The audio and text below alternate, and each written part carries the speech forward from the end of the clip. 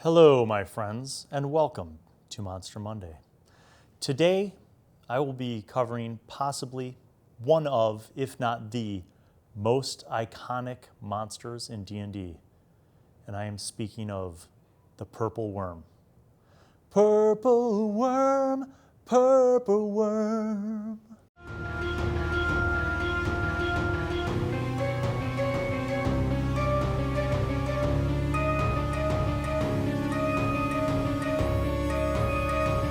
When I was growing up, Prince was popular, and he had a song called Purple Rain, but this is Purple Worm. So the Purple Worm has been around for quite a long time. It is a just massive creature, well known in games. People love to craft purple worms. People love to encounter them. Actually, maybe they don't love to encounter them because they're kind of scary. They're iconic. I mean, literally, like when you think of D&D and fighting just mammoth monsters, the idea of the Purple Worm is huge. That was a pun. You know, you could see influences connecting the Purple Worm to other things as well. Like if you've seen Peter Jackson's Hobbit trilogy, in the last movie when they're having the Battle of the Five Armies, the orcs have these giant worms that basically burrow through the ground and create tunnels after them that they then use to get to the battlefield, these massive beasts. In pop culture and movies, you have movies like Tremors, which have these worms. In Dune, has these great massive worms. So the idea somehow has been around for a long time and has kind of like transcended just one genre. But the idea being that there's these massive worms that will just devour anything, right? So in 5th edition, I think there's a lot to be said for this creature and what it can do in 5th edition, but let's take a closer look. The massive burrowing monster known as the Purple Worm terrorizes the creatures of the Underdark as it chews through solid rock in pursuit of prey. A dim-witted, ravenous force of nature, this creature regards anything it encounters as food. Okay, so right off the bat, they give you a setting where you can encounter these.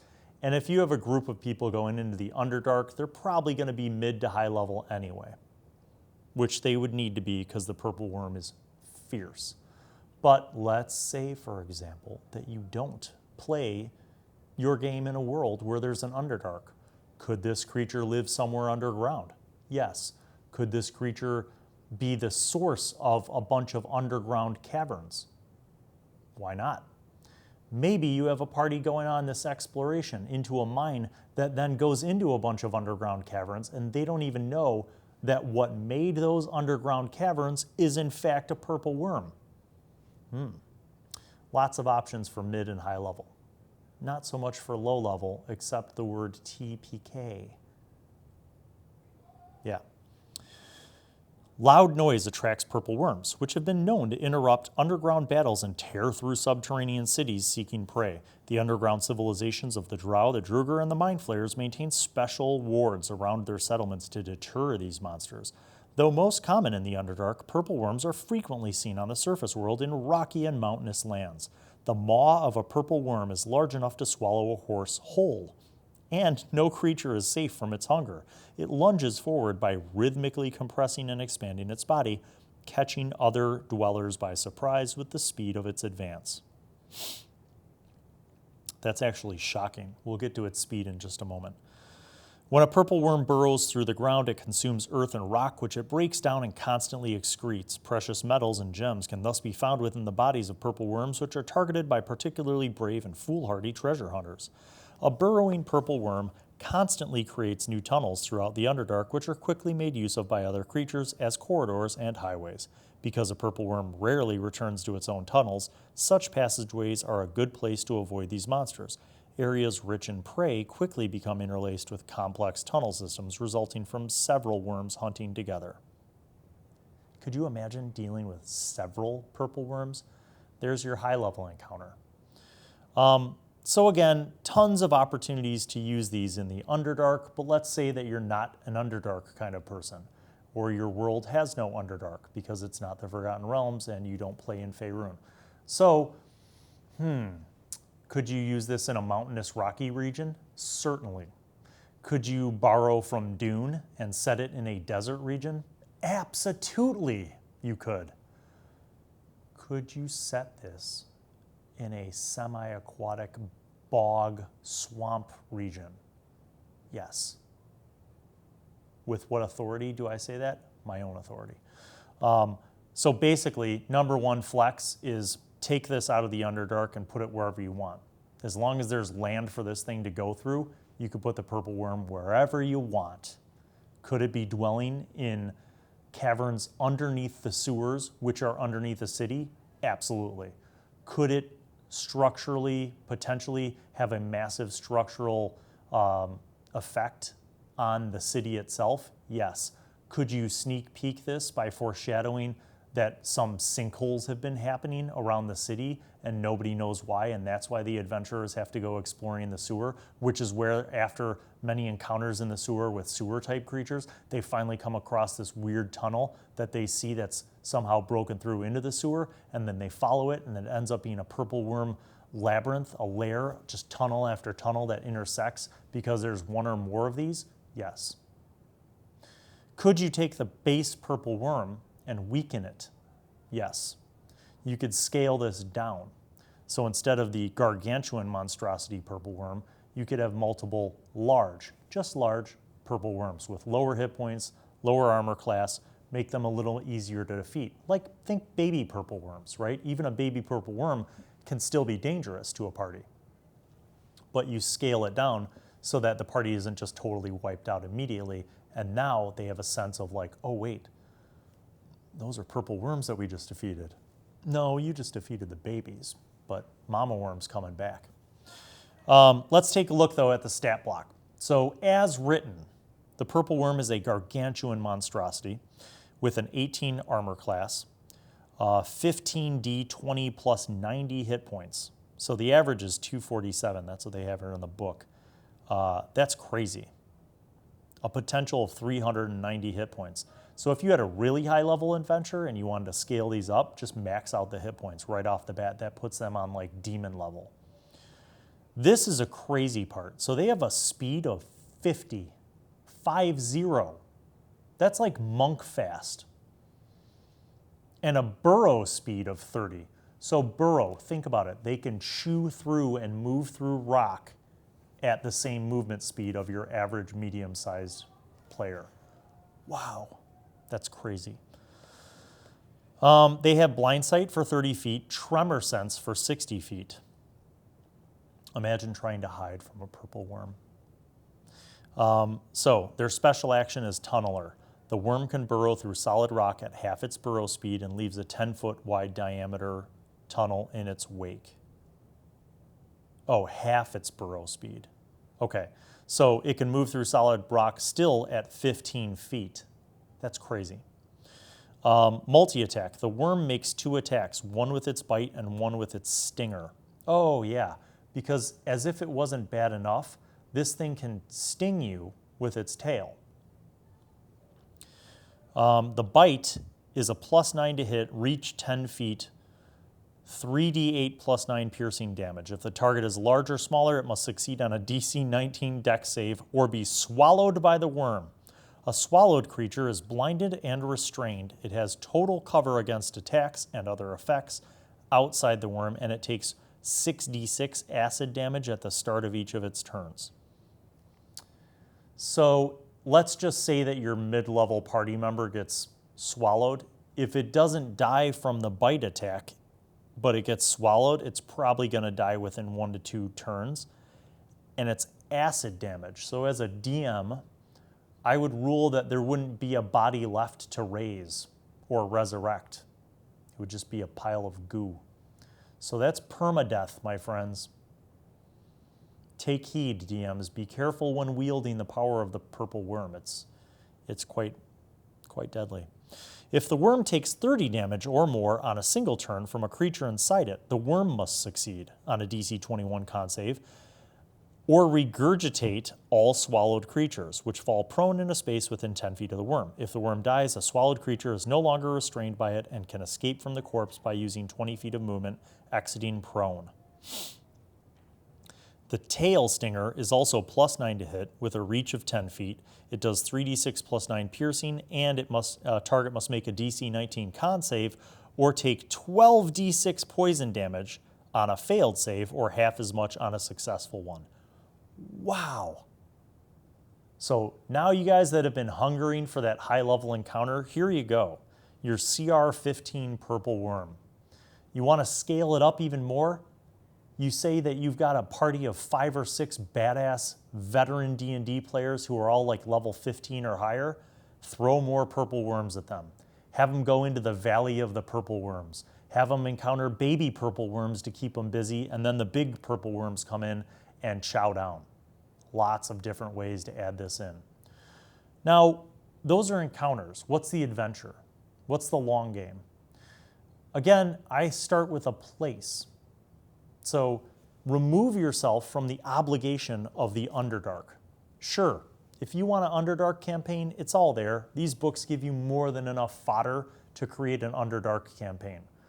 But if you want to place these into your own game, into an existing campaign world, just pick a place, start off with a location, the desert, the mountains. I kind of am partial to the idea I just came up with, where there's purple worms living underneath the sewers of a city, and them tunneling around is creating these sinkholes. I like that idea. I think it's kind of cool. And you might have to scale that down a little bit so you don't destroy a whole city. Maybe you have some of the baby purple worms down there and then one big one. But, you know, got to look at your party's levels and figure out the chemistry and adjust appropriately. Don't throw these at a party just to TPK them. That's no fun for anybody. Make it challenging, but not impossible. I think another way that you could do this is to consider the fact that purple worms have an intelligence of 1. They're just monstrosities. They're eating machines, chomp, chomp, chomp, chomp, chomp, right? It would not be hard, I think, for a powerful person to harness the power of the purple worm. And maybe in the Valley of the Purple Worm, it's not called the Valley of the Purple Worm, maybe you come up with a location in your campaign world in the mountains where there's a valley and there's some incentive, some reason why the party would go there. Maybe there's a wizard's tower there. You can call it the Hidden Valley of Mooxhu. I just made up that name. Mooxhu is the powerful wizard. And there's countless magical tomes and items, and supposedly Mooxhu is dead and his tower has never been raided by thieves. So the party goes on this quest to find the location of this hidden valley, and then they find it and they see the tower in the center of the valley and they're like, yeah, and they go in, right? But as they're going in, they're triggering the tremor sense. So the worms are starting to become aware that something's in the valley, right? And maybe you foreshadow this too by saying like, it's, you know, have them kind of make some perception rolls and notice maybe, or nature rolls, that there aren't a lot of large animals living on the hills that lead into this valley. Like there's no goats, there's no, you know, other mountainous creatures that maybe they saw along the way. No evidence of large creatures, maybe just some like birds in the trees here and there. But you kind of set it up so that there's little something mysterious about this valley. They're not quite sure why. But as they ride towards the tower of the powerful wizard is when they're triggering the tremor sense. And that's when the baby purple worms jump up and start attacking. And maybe they defeat the baby purple worms and they get to the tower. And then they explore the tower, and that's a whole adventure because there's maybe magical constructs and animated weapons and armor that will attack the party and all these cool traps, right? But no matter what, they get, you know, let's say they make it through the tower and now they're going to leave. Ha. Now is when maybe you throw that big purple worm at them. So they thought they got it. They thought they cleared the dungeon. They thought they cleared the tower and the valley is theirs. But they have to get out first with all that loot. And that's where you could throw that purple worm at them. So you could easily construct this, not as the focal point of a whole adventure, but I feel like it could be a really cool highlight. And not necessarily even a big bad end guy. That could happen inside the tower. but this could just be almost like a challenging afterthought that could almost kill them kind of encounter. But again, look at your party's chemistry, look at their makeup, and adjust. The point of being a good DM and coming up with cool encounters and adventures is not to kill the party, it's to challenge them. So give them a challenge, you know, have fun with it, but don't TPK your group, I guess is what I would say. So definitely one of the most iconic creatures in D&D. And I have my own purple worm story, not my own personally, but in a game that I was playing in when we were kids in first edition AD&D. My friend Doug had a dwarf fighter named Yaman, and Yaman was swallowed by a purple worm, but he fought his way out and gutted the purple worm from within and escaped.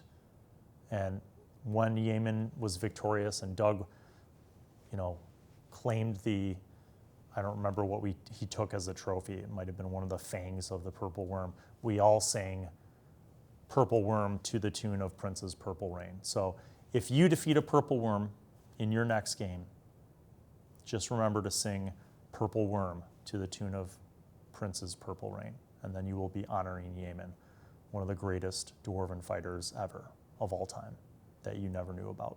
That's it for today's episode of Monster Monday and my weird flashback to the early 80s.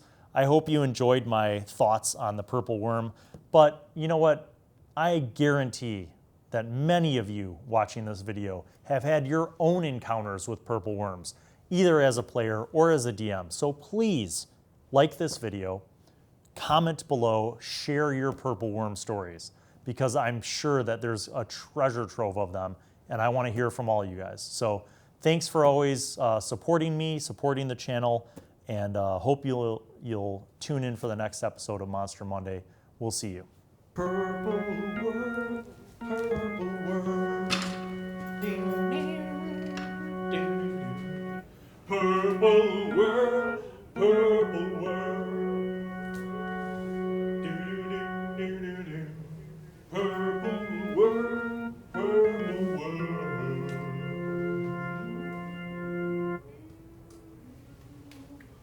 I only wanted to see you cutting your way out of the purple worm.